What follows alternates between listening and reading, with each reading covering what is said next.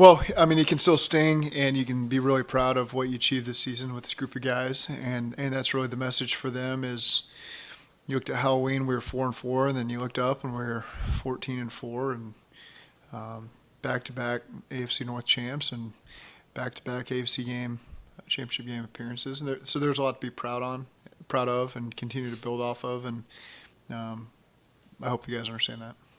What is the biggest takeaway that you want to take from last night's game going into next season, and the motivation that's to follow? Well, I think when you're again, the things that are worth doing, it really stings when it doesn't work out in your favor, and there's great joy when they do work out. And we want to be in a position to feel both those emotions based on the outcome of the game, and we've put ourselves in a position to do that over the last 2 years. And those are feelings that we want to be in a position to experience again. Obviously, we want the joy part of it. But I think the team understands that it's a long road to get back every single year, to get to the very back, and you never take it for granted. And so we'll continue to build off of this season. Joseph said he was going to get an MRI on his knee. Did that happen yet? Do you have an update on that? I don't know that that's happened yet. Now we've just been with the exit process, and some of those injury stuff will take shape over the next 2 days. Is there anything you could have done differently game planning against Chris Jones yesterday? It's he's a challenge because they move him around, and so you never know on a given play where he's going to are able to do that. Those interior players that can turn into exterior players and can line up over all your guys. They present real challenges. He's a great player. I thought our guys really fought hard to try to keep those guys at bay, and certainly they got us a couple times, but I was proud of the way our offensive line fought to keep them home so Joe could have time to make some big-time throws, which he did. Talking about how this team was special, and it seemed like that was the sentiment leaving the locker room, with guys tearing up and, echoing your message about this team just being special.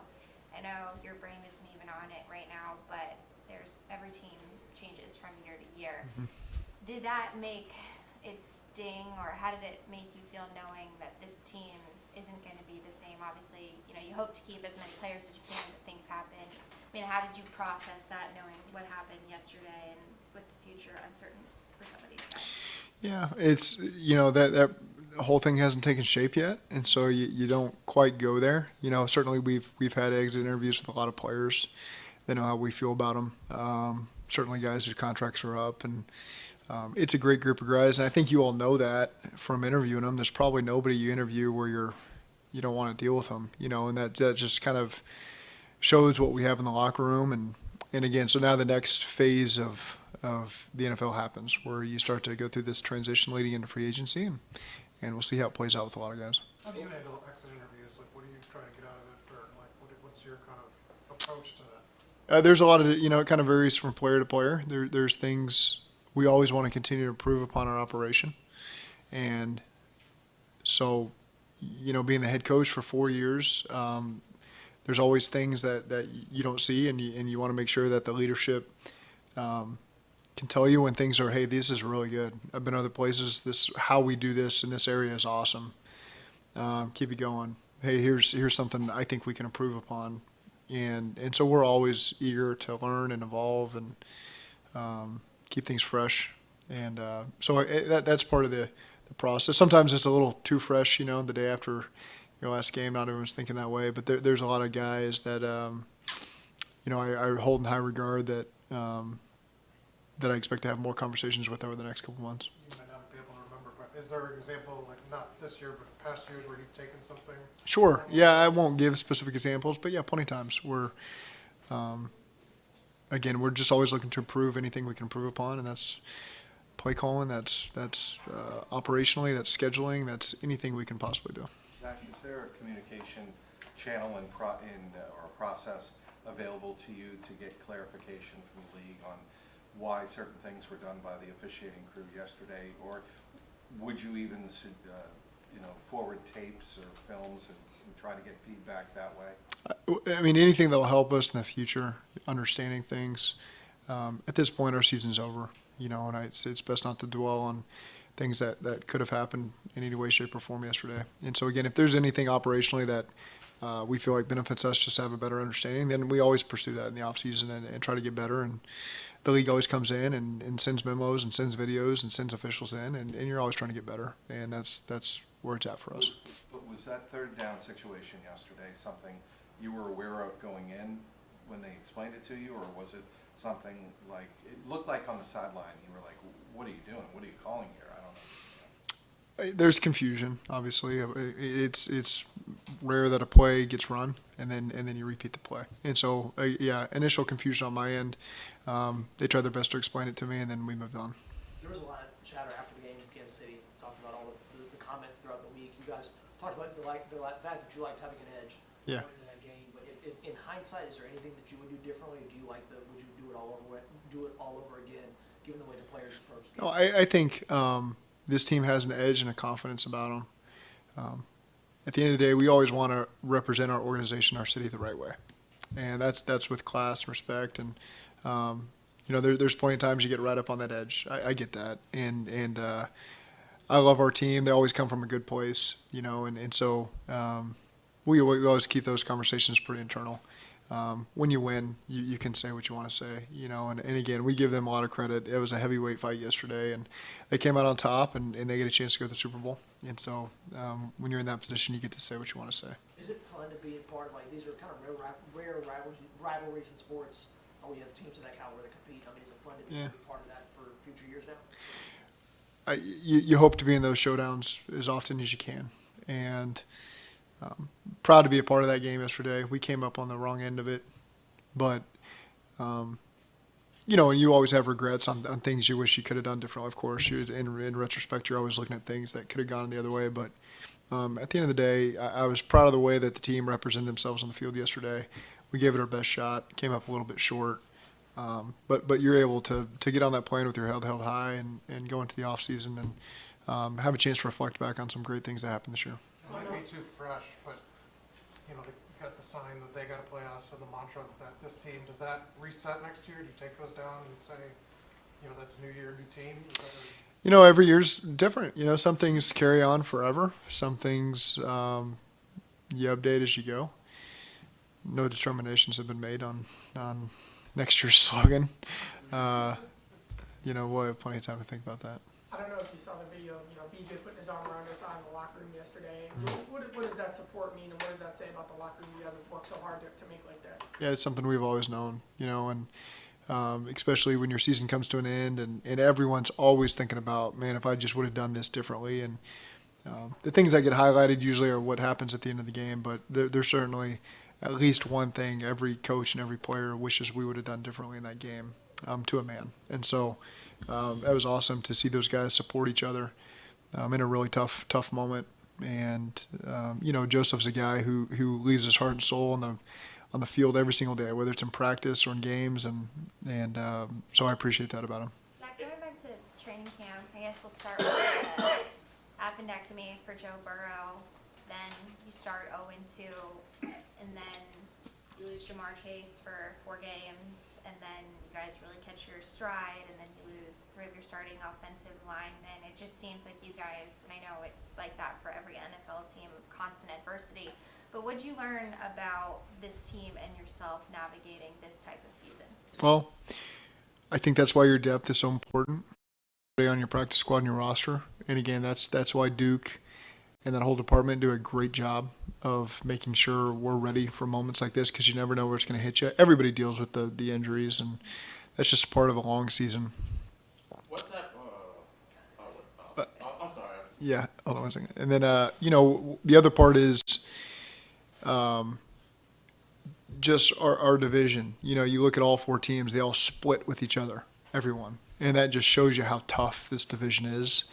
And it gets you ready for the runs we needed to go on there, because you got to find all sorts of ways to win in this division. And everyone came out 500. Everybody split with the other team. We take pride in playing this division. You got to come out a little bit better in order to gain some of the home field advantages, coming out of that. But again, we take a lot of pride in it, and it gets you ready for the playoffs and these tough moments that you got to deal with when you got to play the 3 teams that we play every week, every season. Coach, Sorry, go ahead. sorry, Coach. You're good. One what type of message you want to send to the players? You know, when you're in the locker room, you're just talking to them and everything. Like, if they're watching this right now, what type of message and you want to send to them if they're watching this right now? Yeah, that they should be proud of the way that they carried themselves this season and all the things that they accomplished. Back-to-back division titles, back-to-back AFC Championship appearances. You know, we went from 4-4 to 14-4, and had each other's back every step of the way and support each other. I think there's significant things to take away from this year. And the theme. Sorry about that, guys. One last thing. What is the theme for next season that if you was to put a title on it, like you was like making a movie, like a title for a movie, like what's the title or theme for next season? You know, that's something we'll spend a lot of time thinking about this offseason of how to get this team back up and ready to attack next year. I don't quite have that answer yet, but that's something we'll spend the next couple months making sure we're ready for. There's a lot of conversation now about how much Joe Burrow is worth to the franchise. How would you quantify how much he's worth right now? Yeah, fortunately, I don't have to put that on paper. You know, in terms of what that is. That's just the business we're in right now. He's everything we want to be about. He is a hard worker. He cares about his teammates. He cares about where he's from, Ohio. This fan base, I think he represents us the right way. And so a lot of pride in having Joe Burrow as our quarterback. We're not going to talk to Duke until the combine, so I figured we'd ask you, since you're part of those conversations, what is that conversation going to be like as you all look at potentially as he's extension eligible? What do you guys want to do? How's that conversation going to progress throughout the offseason? Yeah, I think that starts now internally. And so, again, just wrapped up with the team today, and as you go forward, you get a chance to start talking about Joe and all the other players that are up. Speaking of Joe, the hit he took, and he went backward somersault, got up, ball was out. He looked at the official like, what the hell? Was that roughing the passer word? I don't know. You know, it's you know, those are things that, again, we'll just continue to get ready for next year. Zach, back to the depth. How much does that help you maybe navigate with decisions you make in free agency of guys that you just can't bring back for financial reasons, etc.? You know, that's the balance you always have to strike. Is we've got really talented players, and you want to work to get them back, and at the same time you're balancing developing younger players. And so again, we want all these great players we have. We want them back. And then you know, that's a chance to work these next couple of weeks and see where we end up, and at the same time always developing. You know, I don't like saying the bottom of the roster, all the guys on the roster. You know, and I think we've taken great pride in doing that. Do you like the depth you have right now on the offensive line coming back for next year? Say it one more The time. depth you have on the offensive line, how do you feel about that? I do. I think all those guys have continued to improve, and we've invested a lot of resources in that room. I think it served us really well. You know, and again, those guys have to a man, each one of them have improved, and I think they've played together as a group really well as the season progressed. The cohesiveness there and the chemistry there, that matters. That puts you, you know, beyond your potential when you get those five pieces working together. And then the guys that have stepped up, you know, as backups, really proud of the job that those guys did this year. I was saying in the locker room that money's obviously important, but winning culture, a lot of other intangibles are important as well. When you hear a player say that, that's up for a contract extension, how does that make you feel about the culture you built? I think it's great. You know, you want guys that we're all professionals. You want to walk into your building excited to go to work every single day, and I think that matters. It matters for me. But again, everyone's got to balance the decisions they got to make for themselves and their family. But at the end of the day, I love parking my car in the garage and walking in through the doors every single day. There's not been a day that I've dreaded doing it, and so that's all I need. And again, I think these players really enjoy being here, and we'll just see how it shakes out. There's a lot of interest in Callahan and Romo, and what would you say about what those two coordinators have meant? Oh, I mean, Lou, Brian, and Darren, we've had the same three coordinators since I've been here, which is really rare. And that's some special to be able to have that because we're a very tight bunch.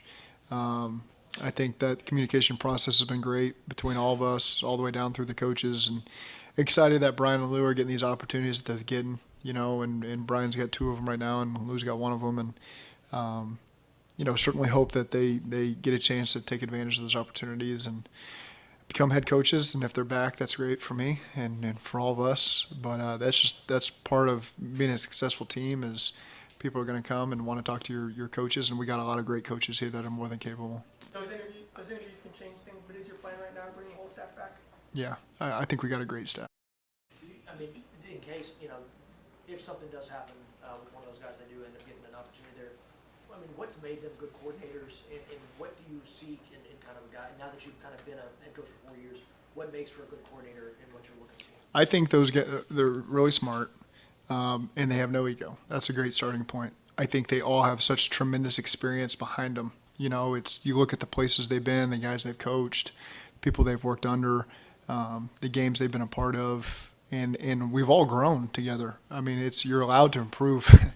You're not the person you were 10 years ago, 5 years ago. You're allowed to improve, and I think everyone on our staff, the more we've been together, we've improved as a whole, and we're going to continue to improve as we move forward. We're not just going to be stagnant, and so I think that those guys all have a lot of potential, even going forward. If they were to leave and go somewhere else or stay here. Going back to the culture, every unit group has its own kind of culture, not to take away from one or the other, but with the secondary, that nucleus with Cheeto, Eli, Jesse, why has that culture of that nucleus been so special in those guys? Well, there's a lot of veteran leadership in there. Man, they work their tails off, and winning is important for them. Bringing the next man along is really important for them. If you're talking about the rookies with Cam and AG, and so I've really liked what I've seen from that group is making sure everyone's improving. Their communications have been awesome. I mean, they are some tremendous leaders in that safety room and that corner room, and they're all really valuable to us. Eli and Cheeto are both talking about how this is the happiest, most connected they've been with their teammates in their careers being here. Is it more just their chemistry, or is it just something special about that locker room, or is it kind of a combination of both? I think it's a combination of both. I think they genuinely enjoy being around each other. I think Chuck Burks has been great in that room as well. And I think just the overall locker room. You see those DBs hanging out with all sorts of guys across the ball, same side of the ball. It's just really a special team that way. You speak of overall culture. The first 2 years you were here, the records were what they were, and a drastic change the last 2 years. What are you most proud of, having been front and center to witness that kind of change in the last 2 years? The foundation that's been built here, and again, it's changing. It's the Cincinnati I always faced as a coach on other teams was outstanding, and so again, it's a new start for us as new coaches that come in here, and so you build your own foundation and that you want to stand upon. And I've just been really proud of sticking together through tough times. Whether that's the coaching staff, front office, players that have been here throughout the whole deal, adding new players. I think you're just really proud of the way that everyone's had each other's back and stood firm and allowed us to continue to grow as a team. We didn't get to talk to you until the combine. Any updates on Is that true? Yeah. That's great. Was that like tomorrow? Did Burrow's wrist check out okay? I don't know that yet. I talked to him this morning. He was in. We had a good conversation, so I didn't stare at his wrist. But I'll find out more of the injury stuff a little bit later today. It's awesome. Later on this week, I'm sure. Sure. I don't know if you were asked about it, but it was reported a few days ago that Dan Pitcher had kind of turned down interest from other teams as a coordinator to stay here. What does that mean to retain him under those circumstances? He's a great coach, and there's still opportunities out there that he's got a chance to talk through, but we value him here. He's done a great job. He's had various roles coming up through the years. He was on Marvin's staff. They did a great job identifying him and bringing him in, and we kept him, and he's continued to grow from the receiver room to the quarterback room, and he plays a huge part in Joe's development and our game planning and our operation on game day. And so, again, he's got a lot of value to us, and we'll see where it goes with these other opportunities, but I'd be very happy to have him back. Is there a benefit in his situation? He started out in personnel and then moved over into the coaching part of it. Is there a benefit to that, or is it just very guy to guy? Well, I think it's good, especially in the offseason phase of things where you're evaluating prospects that could come through the building, developing players. You've really studied that, so I think that's a good background to have. Just like guys that have maybe worked on defense that come over to offense and vice versa. You don't always get that opportunity to do that, but when you do, I think that's a great asset. What's the key to evolving specifically with the offense as guys kind of grow into their roles in the league? They're not first and second year players anymore. How do you guys as coaches kind of evolve with them as they move throughout their careers? Well, there's a balance there of things that we hang our hat on that we got to continue to improve upon and be better at, and then there's new ways you want to be creative going into each year and pushing those guys. I think we got a group of guys that is capable of being really hard on themselves and understanding where they need to improve to be the best of the best, and those guys all have that potential, and so I think that's what's special about that group is they want to be challenged and they want to continue to improve in every way. How do you think the rookies progressed after the first of the year? I think it's a really good class. That's really helped us. And I won't go one by one today, but I think that as it's, the names are all coming in my head, a lot of those guys played significant roles for us. A lot of them are going to play significant roles for us. Some dealt with injuries, and excited to get them back in the fold next year. If you think about Tyson. And so, again, it's a really good group that I think we Duke and his staff did a great job bringing those guys in. Coach, what would you say about the Bengals-Chiefs last 4 games being separated by a 3-point margin and the kind of exciting games Yeah. that these have been so thrilling, each one of them, that as a fan, as a viewer, you couldn't even take hardly one play off? Yeah. They're exhausting, but they're heavyweight fights, and that's what is fun about this league. That's what you want to be a part of. You want to put it all out there to where you're going to feel tremendous joy or tremendous agony when you walk off the field, and that just means you're in the right profession, doing the right thing when you get a chance to feel those emotions, and that's what keeps me going, and it's not always, there's only one team that's going to be really happy at the end of the year, and you're always fighting to be that one team, and we think we've got the potential to do that at some point. When you make the playoffs, the end is so abrupt unless you win the Super Bowl. Mm-hmm. But considering the 10-game winning streak and being a game away from a return trip to the Super Bowl, did this one seem even more like a train hitting a mountain? Yeah, you immediately feel tired this morning because you're always prepping yourself one more week, and coffee, whatever you got to do to keep yourself going, and the excitement. And then when it ends, you just get sick for like 2 weeks, everybody, and your body just shuts down. And I'm sure that's the point I'll hit tomorrow. But I am doing my best just to appreciate, all the things you just mentioned that this team's accomplished this year. There's a lot to be proud of. And again, it can still, 2 things can be true. It can still sting, and you can still be really proud of what this group accomplished, and really proud of this group.